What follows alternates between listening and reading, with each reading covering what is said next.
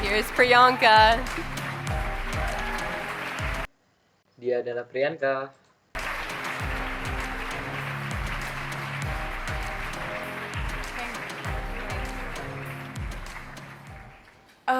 Good afternoon, everyone. I'm gonna just keep it here. Good afternoon, everybody. This is Ava. She's 16 years old.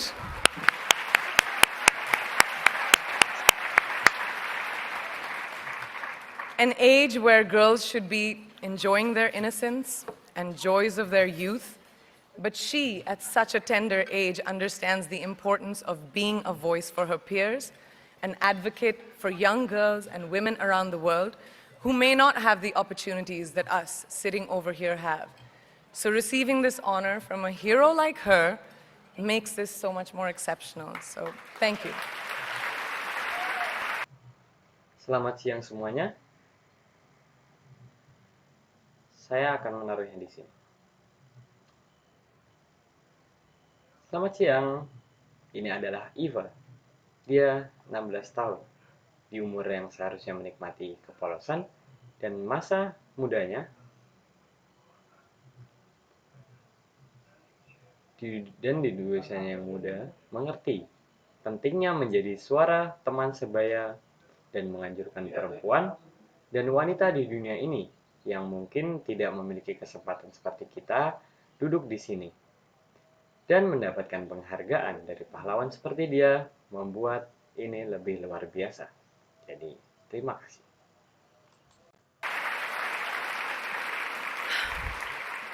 Good afternoon, and thank you, and wow, I am so privileged and so honored to be sharing this afternoon with all of you and these incredibly amazing women that are being honored today. I'd like to extend my congratulations to each one of you, Octavia, Michelle, Kelly, Patty, and all 50 women that have been included in the Impact Report. Your achievements not just inspire me, but also so many others to work harder, to be better, and to make a dent wherever we can. So I'm very, very proud to be standing alongside of you. So in life, you know, there are moments when you stop and ask yourself. Selamat siang dan terima kasih. Saya merasa sangat istimewa dan terhormat menghabiskan siang ini bersama kalian. Dan semua wanita luar biasa hari ini, saya ingin mengucapkan selamat pada kalian semua. Octavia, Michelle, Kelly, Patty, dan 50 wanita yang lain yang telah termasuk laporan DAPA. Pencapaianmu bukan hanya menginspirasi saya, tetapi membuat saya bekerja keras, lebih baik dan mengejar semuanya yang kita bisa. Jadi, saya sangat bangga berdiri di samping kalian. How did I get here? Like, why am I standing here? Well, this is definitely one of those moments for me. And I find myself going back to the beginning, back to my roots. I was born to incredible parents, amazing parents who served as doctors in the Indian Army. I was the firstborn, and as far back as I can remember, I made my parents very proud and happy 99% of the time. Okay, slight exaggerations of personal achievements are allowed from time to time, don't you think? My brother was born. Di hidup ini, ada momen ketika kita berhenti bertanya kepada diri kita sendiri. Bagaimana saya di sini? Seperti bagaimana saya berdiri di sini? Dan tentu saja, ini adalah satu momen yang membuat saya berpikir kembali dari awal. Membuat saya berpikir kembali ke jalur saya. Saya lahir kepada orang tua yang luar biasa. Orang tua luar biasa yang melayani tentara sebagai dokter. Saya adalah anak pertama dan sejauh yang saya ingat, saya membuat orang tua saya sangat senang dan bangga 99% pada waktunya. Kita lanjut ke pencapaian berlebihan dari waktu ke waktu. Tidaklah kalian berpikir? A few years later, and even then, nothing changed for me. We were both given equal opportunities, and I want to emphasize this. I want to really emphasize this for you because I don't think a lot of people might understand that being equal might seem very normal. But where I come from, India, and a lot of developing countries around the world, more often than not, This is an exception. It's actually a privilege. My first experience of the glaring disparity between boys and girls came at a very, very young age. I grew up in a middle-class family with extremely philanthropic parents who constantly reminded me and my brother how lucky we were and how giving back to those who were less fortunate was not a choice. It was a way of life. Simple. I was 7. Saudara saya lahir beberapa tahun kemudian.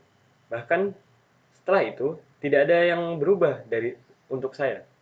Kita berdua dikasih kesempatan yang sama, dan saya ingin sangat menekankan kepada kalian. Karena saya tidak berpikir banyak orang yang tidak mengerti cara menjadi setara, mungkin terlihat sangat normal. Tapi dari mana saya berasal, di India, dan semua negeri berkembang di seluruh dunia, lebih sering atau tidak sama sekali, ini adalah pengecualian. Itu sebenarnya hak istimewa. Pengalaman pertama saya dari perbedaan mencolok antara anak laki-laki dan perempuan datang dari usia yang sangat muda. Saya lahir di keluarga yang sederhana, dengan orang tua yang dermawan, yang selalu mengingatkan saya dan saudara saya bagaimana beruntungnya kita dan memberi kepada yang kurang beruntung. Itu bukan pilihan, tetapi itu adalah cara hidup. Simple. 7 or 8 years old when my parents started taking me on these visits in a traveling clinic to developing communities around and villages around the city that we lived in called Bareilly. We were packed into this ambulance and my parents would provide free medical care to people who couldn't afford it. My job at the age of 8 was assistant pharmacist. So I would count all the medicines, put them in an envelope, and give it out to patients. And I really took my job very seriously.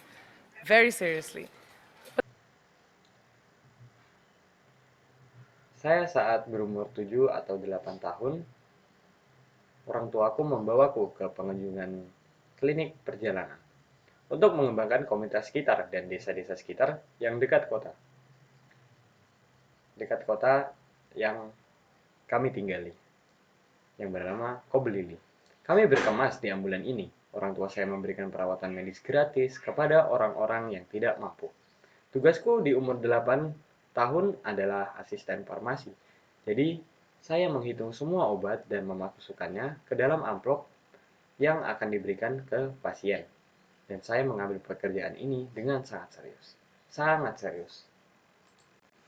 But the more I went on these expeditions, the more I began to notice the simplest things that distinguished a boy from a girl or a man from a woman. For example, girls were pulled out of school when they hit puberty because they were considered ready for marriage and babies. That's 12 and 13. While boys still enjoyed their childhood. Or basic human rights such as healthcare were denied just because they were women. Let's call this whole experience trigger number 1 for me. Fast forward a few years and many, many triggers in between. Like a producer director, for example, early on in my career, I must have been about 18 or 19, telling me that if I didn't agree to the ridiculous terms or painfully low salary in his movie, that he would just replace me. Because girls are replaceable in the entertainment business. That was a memorable one. Made me decide to make myself irreplaceable.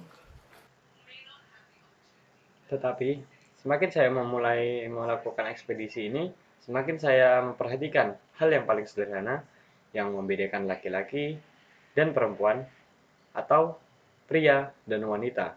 Misalnya, anak perempuan dikeluarkan dari sekolah ketika mencapai pubertas karena mereka dianggap siap untuk menikah dan memiliki bayi yang berumur 12 sampai 13 tahun. Sementara, anak laki-laki masih menikmati masa kekanak-kanakannya. Mereka atau hak asasi manusia dasar seperti perawatan kesehatan ditolak hanya karena mereka perempuan.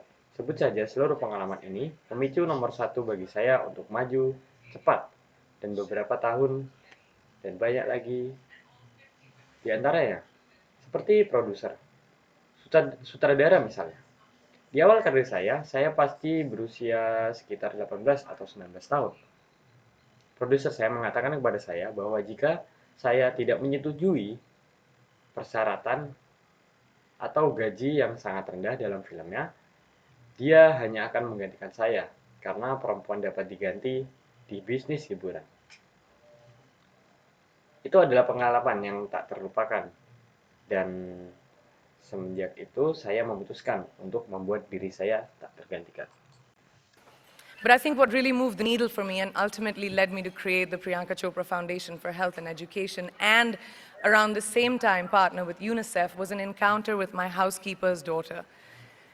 About 12 years ago, I came home from set early one day and she was sitting in my library reading a book. And she must have been 8 or 9 years old, and I knew she loved reading. So I asked her, I was like, it's a weekday, why aren't you in school? And she said, oh, I don't go to school anymore. So I went and asked her mother, and I said, why isn't she in school? And her mom said that her family couldn't afford to send her and her brothers to school, so they chose the boys. The reason, she would eventually get married and it would be a waste of money. I was completely blown, and it shook me to my core. Eventually, I decided to cover the cost of her education so that she could continue to learn, because education is a basic human right. Tapi saya pikir apa yang benar-benar menggerakkan jarum bagi saya dan pada akhirnya membawa saya untuk membuat Yayasan Priyanka Chopra untuk Kesehatan dan Pendidikan. Ketika mitra dengan UNICEF bertemu, Putri membantu rumah tangga saya sekitar 12 tahun yang lalu. Saya pulang dari lokasi syuting satu hari lebih awal, dan dia sedang duduk di perpustakaan membaca buku, dan dia berusia 8 atau 9 tahun.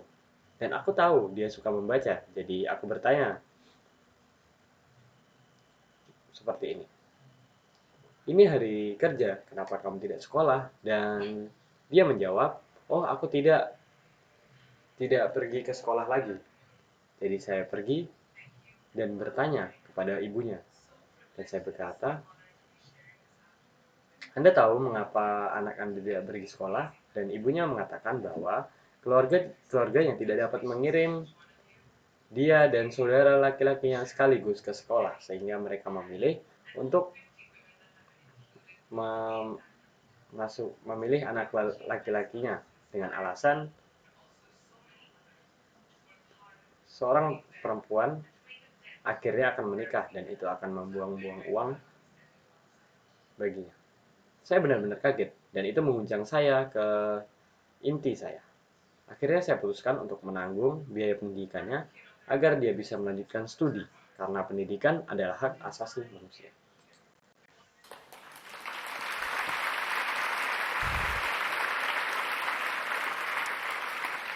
And a huge necessity, especially today. From that point on, I was determined to make a difference in as many children's lives as I could, in whatever big or small way that I could contribute. There's a really, really beautiful quote that I read recently, and I think it's absolutely appropriate to explain what I'm trying to say today.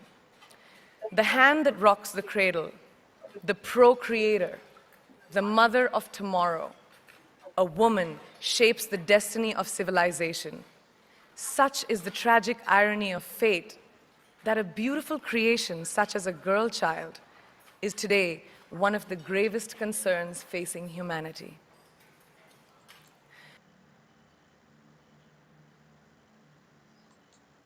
Girls have the power to change the world. It is a Dan kebutuhan yang sangat besar, terutama hari ini. Sejak saat itu, saya bertekad untuk membuat perbedaan dalam kehidupan anak-anak sebanyak yang saya bisa dengan cara apapun, yang besar ataupun yang kecil, yang dapat saya sumbangkan. Ada kutipan yang sangat indah yang saya baca baru-baru ini, dan saya pikir itu benar-benar tepat untuk mengatakan bahwa hari ini tangan yang mengguncang buayan sang prokreator, ibu masa depan, seorang wanita membentuk takdir dari peradaban.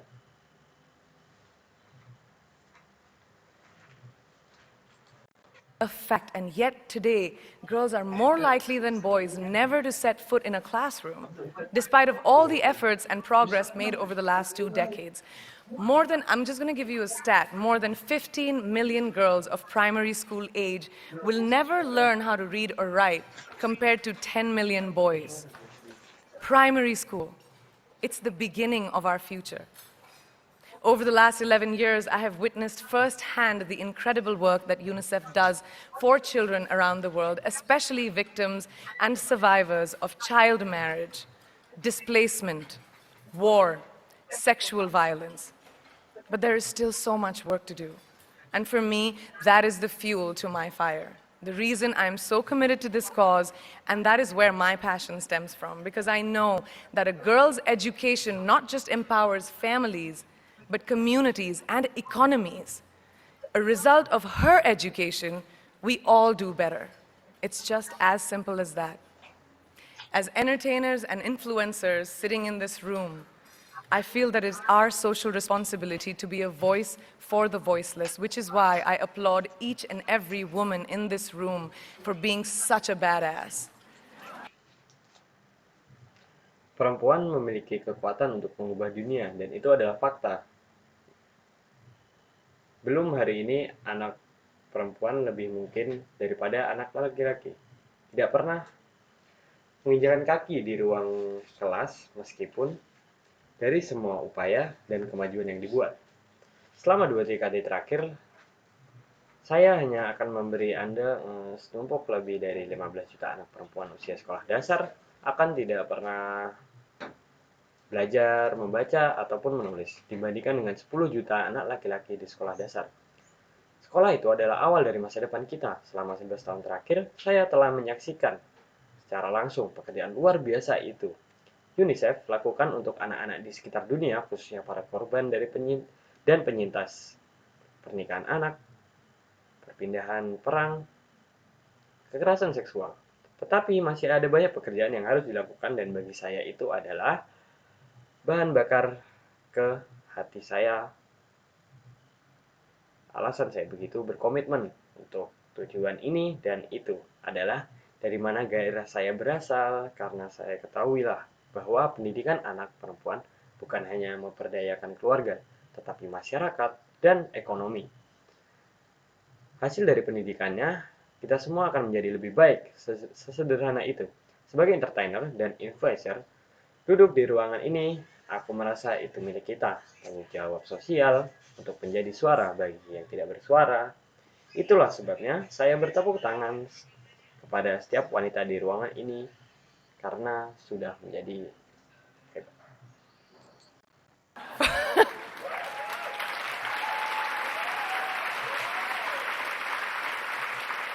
For using your platform and your voice to contribute to change, and for ensuring that there is not even one lost generation as long as we are alive. I'd like to thank Variety and all of you for encouraging me and all of us in this room to keep going and fighting on. Thank you so much. Untuk menggunakan platform dan suara Anda untuk berkontribusi pada perubahan, dan untuk memastikan bahwa tidak ada satupun yang hilang.